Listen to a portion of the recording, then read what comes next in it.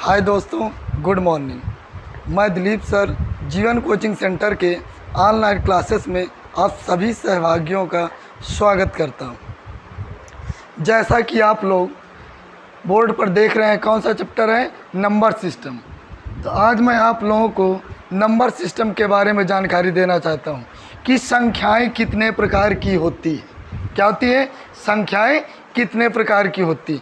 जैसे कि आप लोग जानते हैं कि संख्याएं कौन कौन सी होती हैं। 1, 2, 3, 4, 5 ये सभी जितनी भी हैं सभी क्या होती हैं? संख्याएं। तो संख्याएं कितने प्रकार की होती हैं? 2 प्रकार की। कौन कौन सी?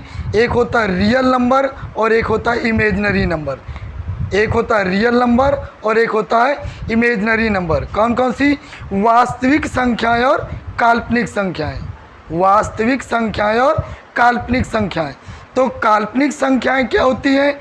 वे संख्याएं जिनकी हम कल्पना करते हैं, जैसे माना संख्या x, माना संख्या y, माना संख्या z। जितना भी हम कल्पना करते हैं या मानते हैं सभी क्या है? काल्पनिक संख्या या इमेजिनरी नंबर।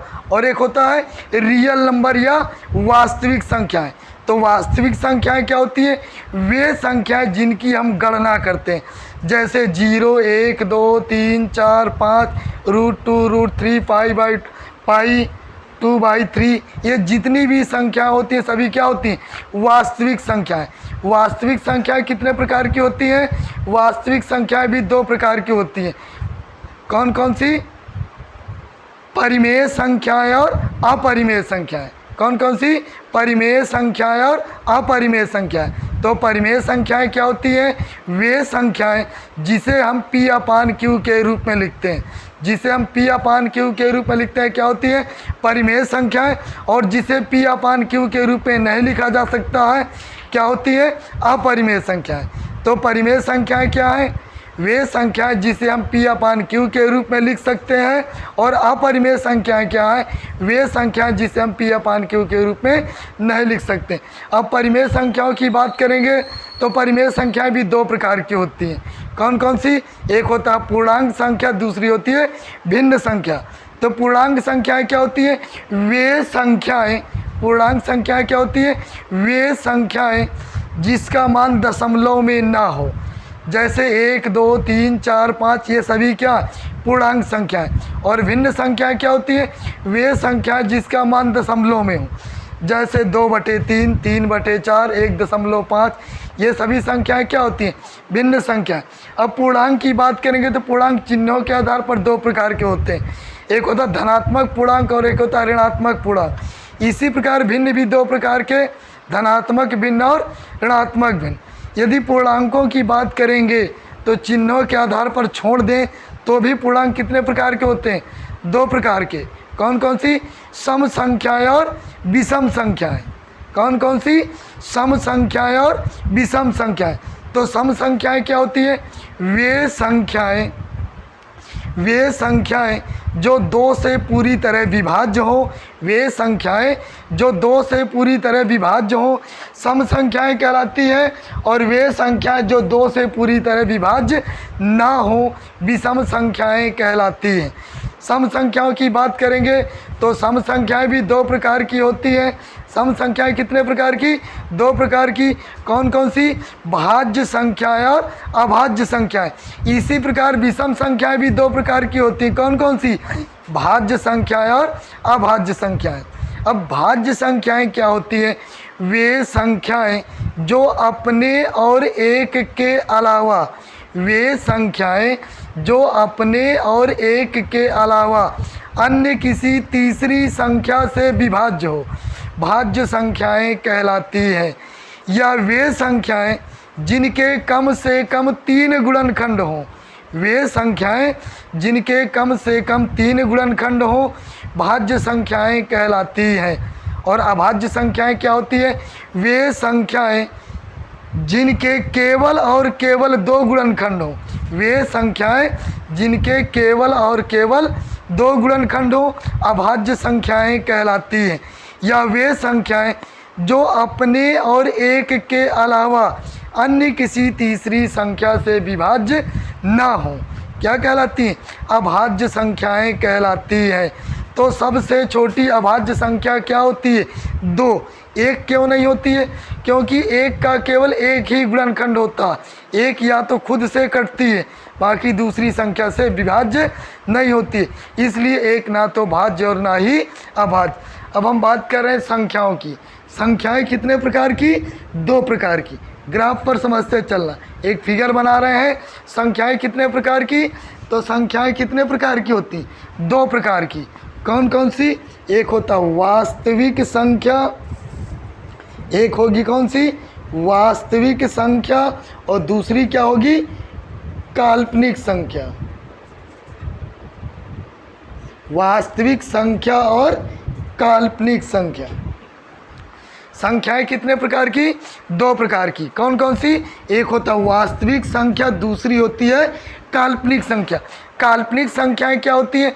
वे संख्याएं जिनकी हम कल्पना करते हैं।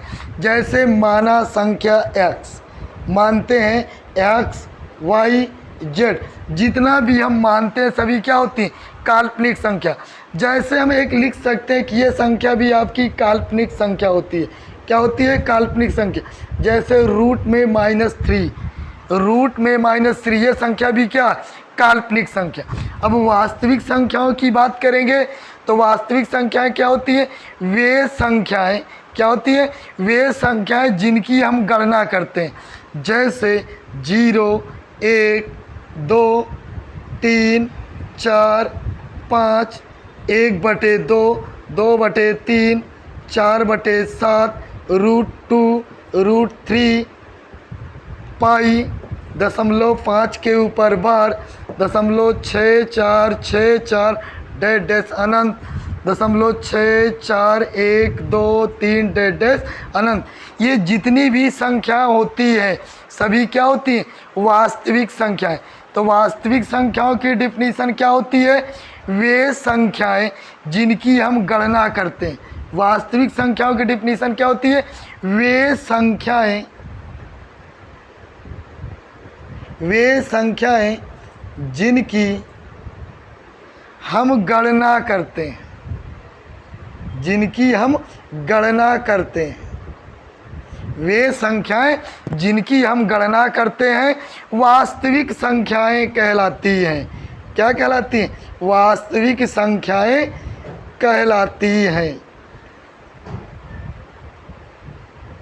वे संख्याएं जिनकी हम गणना करते हैं वास्तविक संख्याएं कहलाती हैं। और वे संख्याएं जिनको हम केवल मानते हैं, वे संख्याएं जिनको हम मानते हैं क्या होती हैं? वे संख्याएं जिनको हम मानते हैं सभी क्या होती हैं? काल्पनिक संख्याएं। अब यदि वास्तविक संख्याओं की बात करेंगे, किसकी? वास्तविक संख्याओं की बात करेंगे तो वास्तविक संख्याएं भी कितने प्रकार की होती हैं? वास्तविक संख्याएं भी 2 प्रकार की होती हैं। जैसे आपने इसको नोट कर लिया। वास्तविक संख्याएं भी क्या होती है? वास्तविक संख्याएं भी 2 प्रकार की होती हैं। वास्तविक संख्याएं कितने प्रकार की? 2 प्रकार की। वास्तविक संख्याएं कितने प्रकार की? 2 प्रकार की। वास्तविक संख्याएं, वास्तविक संख्याएं भी 2 प्रकार की होती है। कौन कौन सी? एक होता है परिमेय संख्या और एक होता है अपरिमेय संख्या। परिमेय संख्या और दूसरा अपरिमेय संख्या। वास्तविक संख्याएं कितने प्रकार की? 2 प्रकार की। कौन कौन सी? परिमेय संख्या और अपरिमेय संख्या। परिमेय संख्याएं क्या होती है? वे संख्याएं जिसे हम P/Q के रूप में लिखते हैं। Q ≠ 0, हर का मान कभी भी 0 नहीं होना चाहिए। वे संख्याएं जिसे हम अंश बटे हर, नॉमिनेटर बटे डिनोमिनेटर या P/Q के रूप में लिख सकते हैं, और Q का मान कभी भी 0 नहीं होता। जैसे 1, 2, 3, 4, 1/2, 2/3, 22/7, ये सभी संख्याएं क्या होती हैं? परिमेय संख्याएं। या 1.62, 0.5 के ऊपर बार, या 0.4444 डैश कहाँ तक? अनंत तक। ये सभी संख्याएं क्या है? परिमेय संख्याएं। अब बात कर रहे हैं अपरिमेय संख्याएं। तो अपरिमेय संख्याएं क्या होती है? वे संख्याएं जिसे हम P अपान Q के रूप में नहीं लिख सकते हैं। वे संख्याएं जिसे हम P अपान Q के रूप में नहीं लिख सकते, या जिसको अंश बटे हर के रूप में नहीं लिखा जा सकता, क्या होती है? अपरिमेय संख्याएं। जैसे आपके एग्जाम में हमेशा पूछा जाता कि पाई क्या, पाई परिमेय है कि अपरिमेय? तो पाई क्या? अपरिमेय संख्या। पाई क्या है? अपरिमेय संख्या। लेकिन हम पाई का जो मान रखते हैं कितना? 22/7। तो 22/7 क्या? 22/7 क्या है? परिमेय है। 22/7 क्या? परिमेय। लेकिन पाई क्या? अपरिमेय। 22/7 क्या है? परिमेय। क्यों? क्योंकि इसको अंश बटे हर के रूप में लिख सकते हैं। पाई का ये कौन सा मान होता? लगभग का मान होता। पाई का वास्तविक मान नहीं होता। यदि पाई के वास्तविक मान की बात करेंगे तो पाई का वास्तविक मान होता है 1 रेडियन। पाई का वास्तविक मान क्या होता है? 1 रेडियन। तो पाई हमारी क्या? अपरिमेय संख्या, क्योंकि पाई का वास्तविक मान 22/7 नहीं होता। ये कौन सा मान होता? लगभग का। या वे संख्याएं जिसको हम रूट में होती हैं, जिसको हम रूट में लिखते हैं, सभी संख्याएं क्या होती हैं? अपरिमेय संख्याएं। जैसे √2, √3, √5, √6, √7, √8। लेकिन √9 की वैल्यू कितनी हो जाएगी? 3। तो ये क्या हो जाएगी? परिमेय। या √4 की बात करेंगे तो √4 की वैल्यू कितनी हो जाएगी? 2। तो ये भी क्या हो जाएगी? परिमेय। वे संख्याएं जिसका रूट ना हटे, वे सभी संख्याएं क्या हो जाएंगी? अपरिमेय संख्याएं। क्या हो जाएंगी? अपरिमेय संख्याएं। या वे संख्याएं जो दशमलव के बाद अनंत तक चलती हैं। जैसे 6, 4 कहाँ तक चलती है? अनंत तक चलती हैं, लेकिन कोई क्रम नहीं दोहराती हैं। क्या है? लेकिन कोई क्रम नहीं दोहराती। क्या होती है? अपरिमेय संख्या।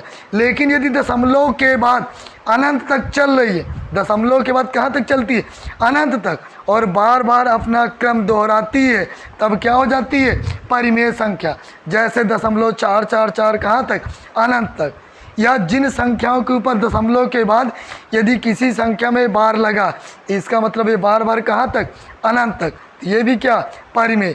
लेकिन दशमलव के बाद यदि अनंत तक चल रही है और कोई क्रम नहीं दोहरा रही है, क्या है? कोई भी क्रम नहीं दोहरा रही है, तब क्या हो जाएगी? अपरिमेय संख्या। क्या हो जाएगी? अपरिमेय संख्या। अब यदि परिमेय संख्याओं की बात करेंगे तो परिमेय संख्याएं भी कितने प्रकार की? 2 प्रकार की।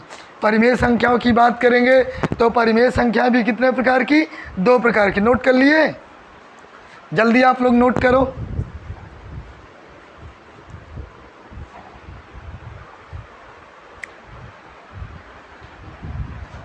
नोट हो गया? अब बात कर रहे हैं किसकी? परिमेय संख्याएं। तो परिमेय संख्याएं क्या होती हैं?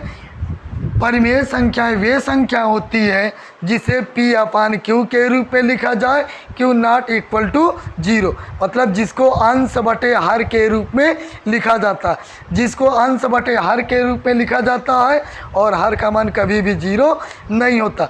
या इसको कह सकते हैं जिसको नॉमिनेटर बटे डिनोमिनेटर, इसमें डिनोमिनेटर की वैल्यू कभी भी 0 नहीं होना चाहिए। अब परिमेय संख्याएं भी कितने प्रकार की? 2 प्रकार की।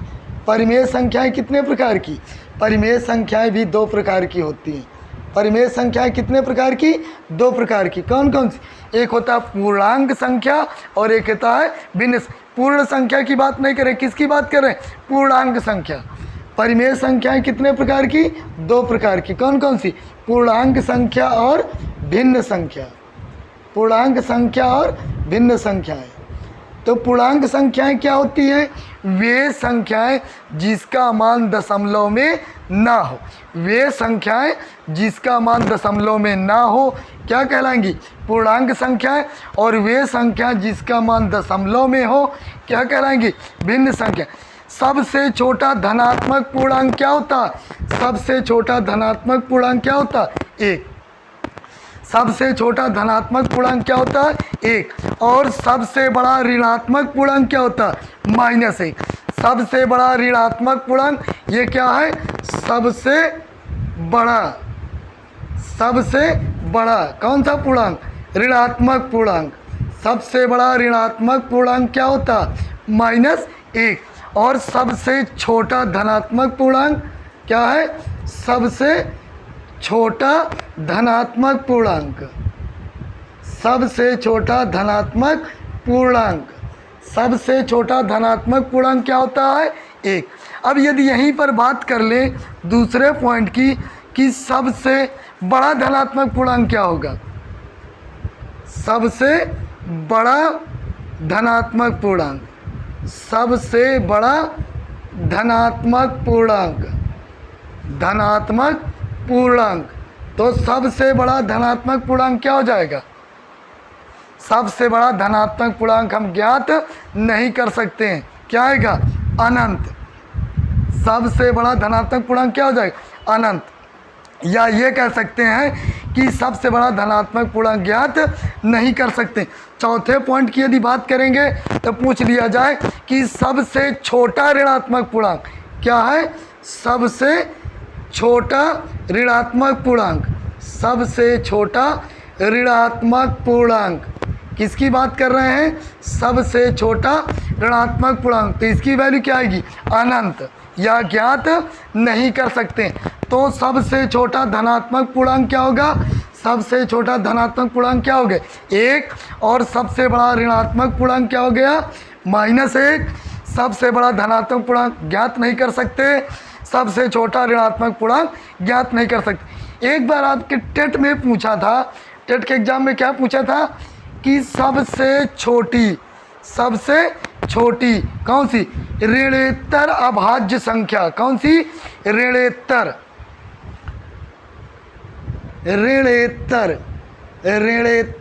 अभाज्य संख्या।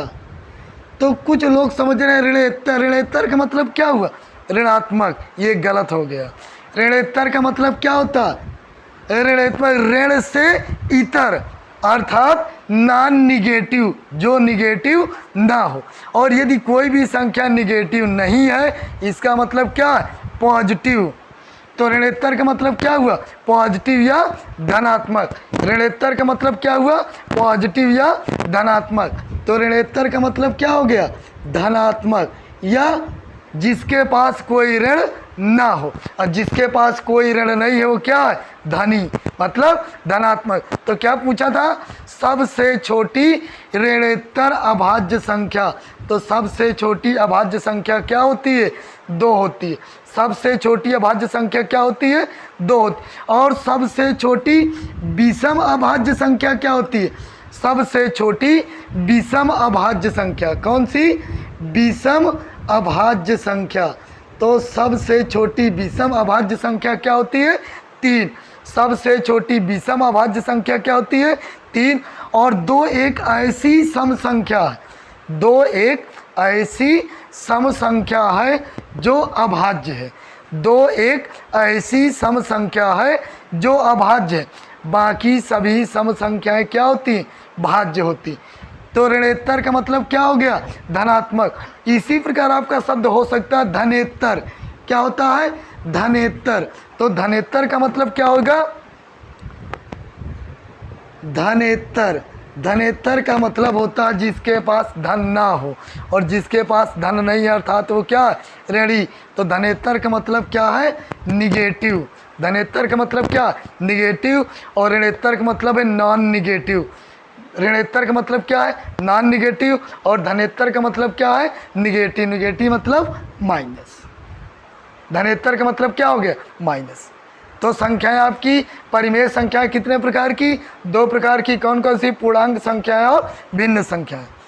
पूर्णांक संख्याएं क्या होती हैं? वे संख्याएं जिसका मान दशमलव में ना हो क्या कहलाएंगी? पूर्णांक संख्याएं। भिन्न संख्याएं क्या कहलाएंगी? वे संख्याएं जिसका मान दशमलव में हो क्या होंगी? भिन्न संख्या। जैसे कुछ एग्जाम्पल लिख लेते हैं।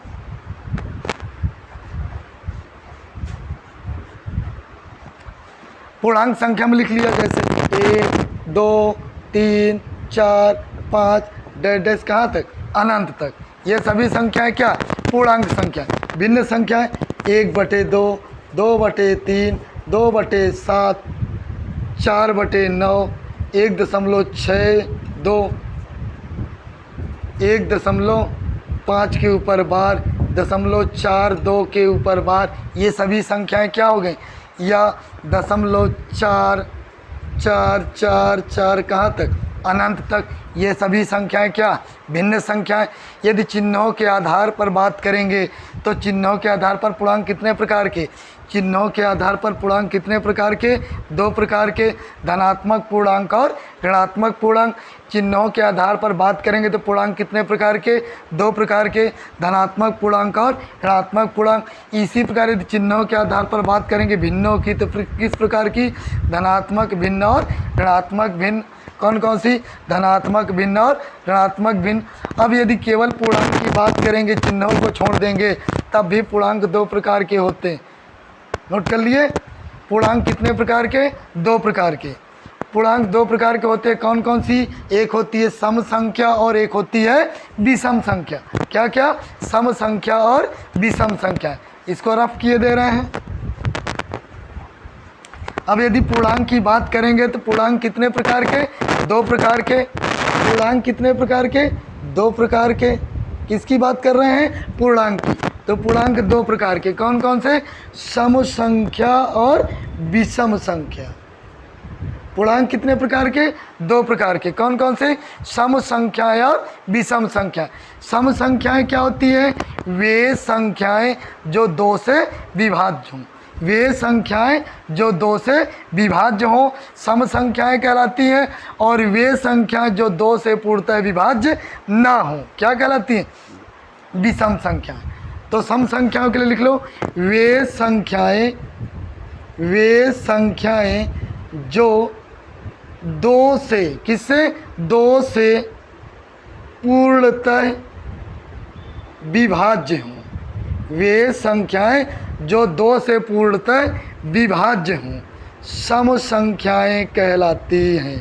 वे संख्याएं जो 2 से पूर्णतः विभाज्य हों, सम संख्याएं कहलाती हैं। वे संख्याएं जो 2 से पूर्णतः विभाज्य हों, सम संख्याएं कहलाती हैं। विषम संख्याएं, वे संख्याएं जो 2 से, किससे, 2 से पूर्णतः विभाज्य ना हो, 2 से पूर्णतः विभाज्य ना हो। वे संख्याएं जो 2 से पूर्णतः विभाज्य हो, सम संख्याएं कहलाती है। वे संख्याएं जो 2 से पूर्णतः विभाज्य ना हो, क्या कहलाती है, विषम संख्याएं कहलाती हैं। विषम संख्याएं कहलाती हैं। वे संख्याएं जो 2 से पूर्णतः विभाज्य ना हो, विषम संख्याएं कहलाती हैं। जैसे 1, 3, 5, 7, 9, 11, 13, 15, 17 डेढ़ कहाँ तक, अनंत तक। सम संख्याएं क्या है, वे संख्याएं जो 2 से पूर्णतः विभाज्य हों। वे संख्याएं जो 2 से पूर्णतः विभाज्य हों।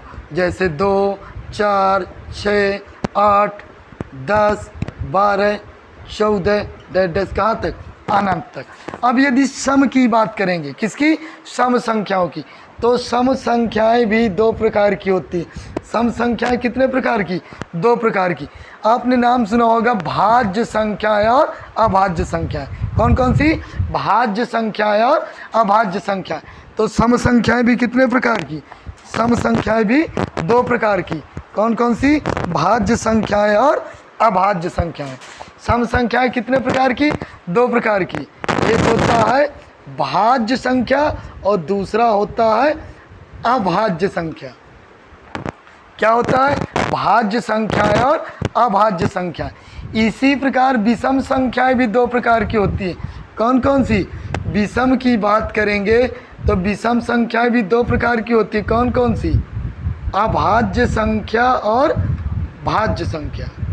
क्या होती है, अभाज्य संख्या और भाज्य संख्या। अब भाज्य संख्या में कौन कौन सी आती है, 4, 6, 8, 10, 12, 14, ये जितनी भी सम संख्याएं हैं सभी क्या, भाज्य संख्या। अभाज्य में केवल दो ही एक ऐसी सम संख्या, अभाज्य में केवल दो ही एक ऐसी सम संख्या है जो अभाज्य है, बाकी सभी सम संख्याएं क्या होती हैं? भाज्य होती हैं। दो ही एक ऐसी अभाज्य संख्या है जो सम है, बाकी सभी सम संख्याएं क्या होती हैं? भाज्य होती हैं। अब विषम में अभाज्य की बात करेंगे तो विषम में अभाज्य संख्याएं कौन कौन सी होती हैं? 3, 5, 7, 11, 13, ये सभी संख्याएं क्या? अभाज्य। भाज्य की बात करेंगे 9, 15, 21, 9, 15, 21 और 25, ये संख्याएं क्या होती हैं? भाज्य संख्याएं। ये कौन सी भाज्य संख्या है? विषम भाज्य संख्या है। और ये कौन सी है? विषम अभाज्य संख्या है। ये कौन सी है? सम भाज्य संख्या है। और ये क्या? सम अभाज्य संख्या है। अब आपको पहले क्लियर होना चाहिए कि कौन सी भाज्य संख्या और कौन सी अभाज्य संख्या है। रफ कर दें। भाज्य संख्याएं और अभाज्य संख्याएं।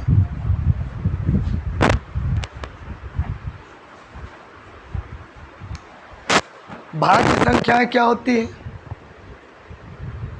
भाज्य संख्याओं की डिफिनीशन होती है वे संख्याएं जो अपने और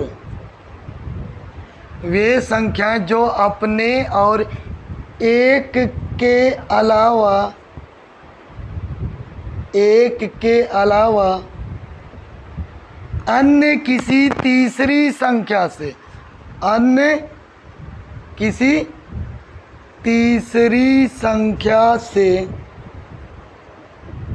विभाज्य हो, अन्य किसी तीसरी संख्या से विभाज्य हो, भाज्य संख्याएं कहलाती हैं। भाज्य संख्याएं कहलाती हैं।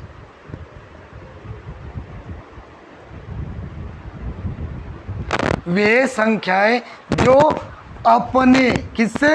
खुद से या एक के अलावा, किसके? खुद या एक के अलावा, अपने और एक के अलावा अन्य किसी किससे? तीसरी संख्या से विभाज्य हो, क्या कहलाती है? भाज्य संख्याएं। या दूसरी डिफिनीशन ये कह सकते हैं वे संख्याएं क्या है? वे संख्याएं जिसके कम से कम 3 गुणनखंड हों, 3 गुणनखंड हों। वे संख्याएं जिनके कम से कम 3 गुणनखंड हों, भाज्य संख्याएं कहलाती हैं। भाज्य संख्याएं कहलाती हैं।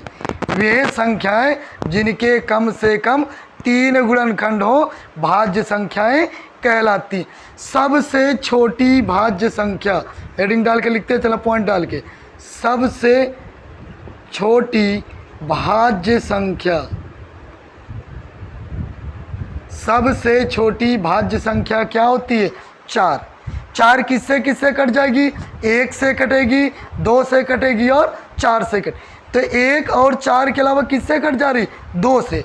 तो अपने और 1 के अलावा अन्य किसी तीसरी संख्या, तीसरी संख्या क्या? 2। 1 से कटेगी, 4 से कटेगी और किससे कट जाएगी? 2 से। ये क्या? भाज्य संख्या। सबसे छोटी भाज्य संख्या क्या होती है? 4। दूसरा पॉइंट, सबसे छोटी समभाज्य संख्या। कौन सी?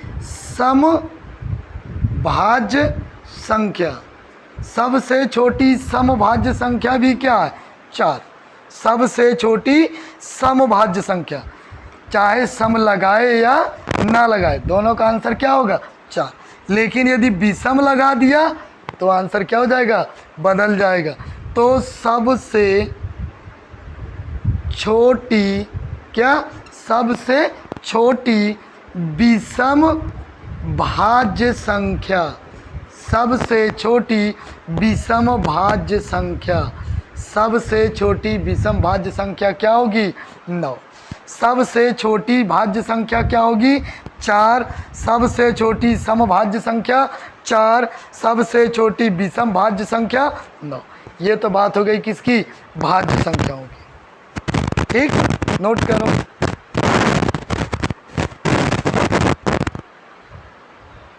नोट हो गया। अब अगला बताते हैं अभाज्य संख्या। किसकी बात कर रहे हैं? अभाज्य संख्या। अभाज्य संख्या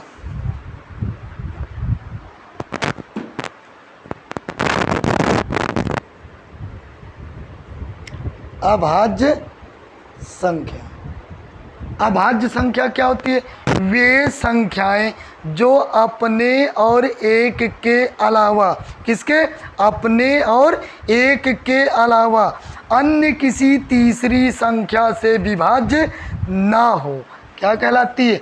अभाज्य संख्या। वे संख्याएं क्या है? वे संख्याएं जो अपने और एक के अलावा,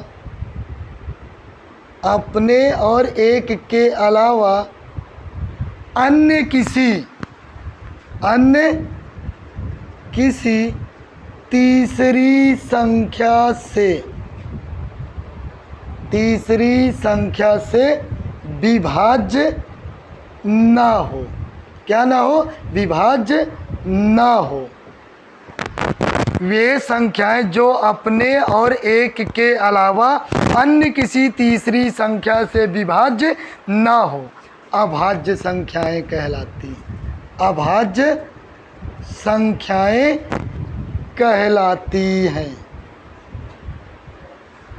वे संख्याएं जो अपने और एक के अलावा अन्य किसी तीसरी संख्या से विभाज्य ना हो, अभाज्य संख्याएं कहलाती। या दूसरी डिफिनीशन, वे संख्याएं जिनके केवल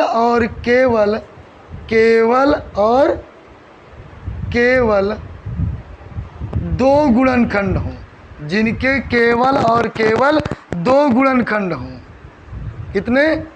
2 गुणनखंड हों, अभाज्य संख्याएं कहलाती। अभाज्य संख्याएं कहलाती हैं। वे संख्याएं जो अपने, किसके? खुद से, अपने और एक के अलावा अन्य किसी तीसरी संख्या से विभाज्य ना हो, अभाज्य संख्याएं कहलाती है। या वे संख्याएं जिनके केवल और जिनके क्या? केवल और केवल कितने? 2 गुणनखंड हो। जिनके केवल और केवल 2 गुणनखंड हो, अभाज्य संख्याएं कहलाती। जैसे बात करेंगे क्या? 3। अब आप लोगों के दिमाग में आ रहा होगा कि सर 1 क्यों नहीं होगी? आप बताइए 1 क्यों नहीं होगी? क्योंकि 1 का कितना गुणनखंड है? केवल 1 ही गुणनखंड है। 1 का कितना गुणनखंड है? केवल 1 ही गुणनखंड। जब 1 का केवल 1 ही गुणनखंड है तो 1 ना तो भाज्य होगी और ना ही अभाज्य। क्योंकि अभाज्य के लिए कम से कम कितने गुणनखंड? अभाज्य के लिए केवल और केवल 2 गुणनखंड होना चाहिए और भाज्य के लिए कम से कम 3 गुणनखंड होना चाहिए। और 1 का कितना गुणनखंड? केवल 1 गुणनखंड है, इसलिए 1 ना तो भाज्य और ना ही अभाज्य। 1 के लिए क्या कंडीशन बताए? 1 का केवल 1 गुणनखंड है, इसलिए 1 ना तो भाज्य और ना ही अभाज्य है, केवल पूर्णांक संख्या। 1 क्या? केवल पूर्णांक संख्या। क्योंकि भाज्य के लिए क्या कंडीशन होना चाहिए? कम से कम 3 गुणनखंड होना चाहिए और अभाज्य के लिए 2 गुणनखंड होना चाहिए। और 1 का कितना गुणनखंड है? 1 गुणनखंड है, इसलिए 1 ना तो भाज्य और ना ही अभाज्य। तो यदि अभाज्य संख्याओं की बात करें तो सबसे छोटी अभाज्य संख्या क्या होगी? 2। कौन सी संख्या? ये सम। और यदि विषम की बात करें तो विषम सबसे छोटी अभाज्य संख्या 3। तो 2, 3, 5, 7, 11, 13, 17, 19 ये सभी संख्याएं क्या हो गई? अभाज्य संख्याएं। इतना क्लियर हो गया?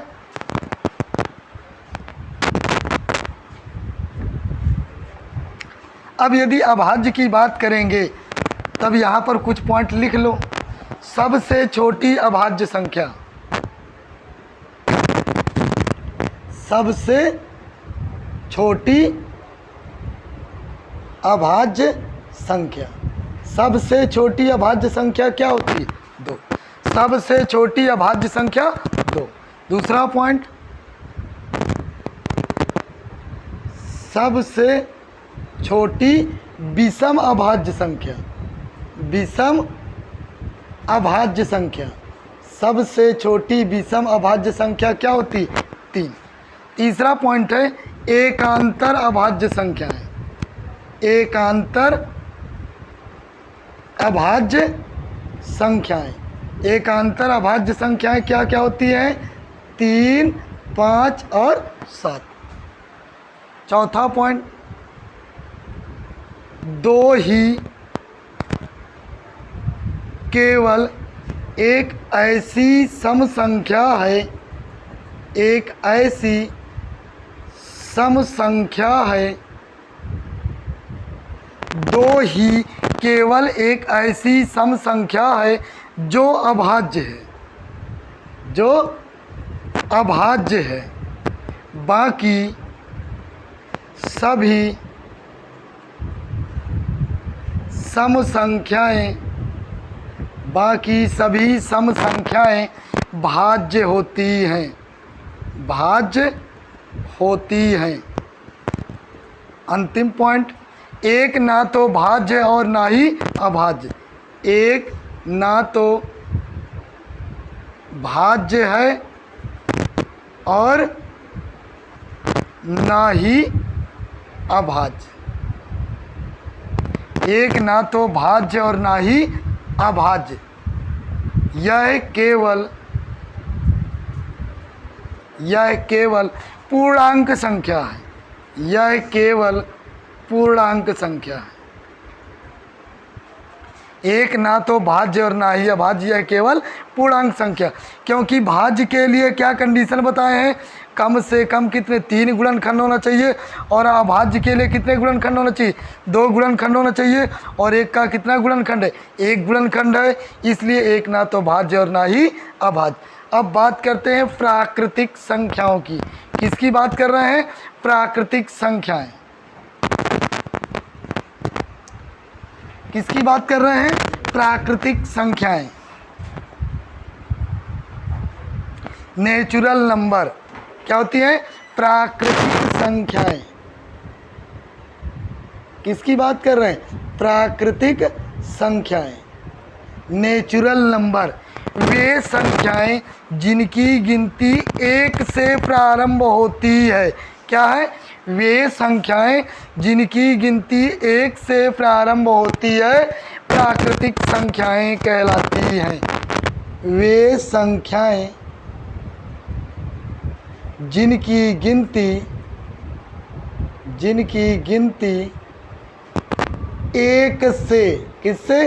1 से प्रारंभ होती है, 1 से प्रारंभ होती है। वे संख्याएं जिनकी गिनती 1 से प्रारंभ होती है प्राकृतिक संख्याएं कहलाती हैं। प्राकृतिक संख्याएं कहलाती हैं। वे संख्याएं जिनकी गिनती 1 से प्रारंभ होती है प्राकृतिक संख्याएं कहलाती हैं। जैसे 1, 2, 3, 4, 5, 6 डैश। ठीक, वे संख्याएं जिनकी गिनती कहाँ से प्रारंभ होती है? 1 से प्रारंभ होती है प्राकृतिक संख्याएं कहलाती हैं। प्राकृतिक संख्याओं को किससे डिनोट करते हैं? n से। नेचुरल नंबर किससे डिनोट करते हैं? n से। दूसरा होता है आपका होल नंबर या पूर्ण संख्याएं। कौन सी? पूर्ण संख्याएं। पूर्ण संख्याएं। अब पूर्ण संख्याएं की बात करेंगे तो वे संख्याएं क्या है? वे संख्याएं जिनकी गिनती कहाँ से? गिनती 0 से प्रारंभ होती है। वे संख्याएं जिनकी गिनती 0 से प्रारंभ होती है वे संख्याएं जिनकी गिनती 0 से प्रारंभ होती है पूर्ण संख्याएं कहलाती हैं। पूर्ण संख्याएं कहलाती हैं। प्राकृतिक संख्याएं क्या होती है? प्राकृतिक संख्याएं वे संख्याएं होती है जिनकी गिनती 1 से प्रारंभ होती है, और पूर्ण संख्याएं क्या होती है? वे संख्याएं जिनकी गिनती 0 से प्रारंभ होती है पूर्ण संख्याएं कहलाती। ठीक। प्राकृतिक संख्याएं क्या होती है? वे संख्याएं जिनकी गिनती 1 से प्रारंभ होती है प्राकृतिक संख्याएं कहलाती हैं। इसको किससे डिनोट करते हैं? n से डिनोट करते हैं। पूर्ण संख्याएं क्या होती है? वे संख्याएं जिनकी गिनती 0 से प्रारंभ होती है पूर्ण संख्याएं कहलाती हैं। इसको संख्या किससे डिनोट करते हैं? w से होल नंबर। ठीक। अब इसके बाद अगली क्लास पर हम मिलेंगे, प्राकृतिक संख्याओं का फर्दर डिस्कशन करेंगे। किनका? प्राकृतिक संख्याओं का फर्दर डिस्कशन करेंगे। Good bye.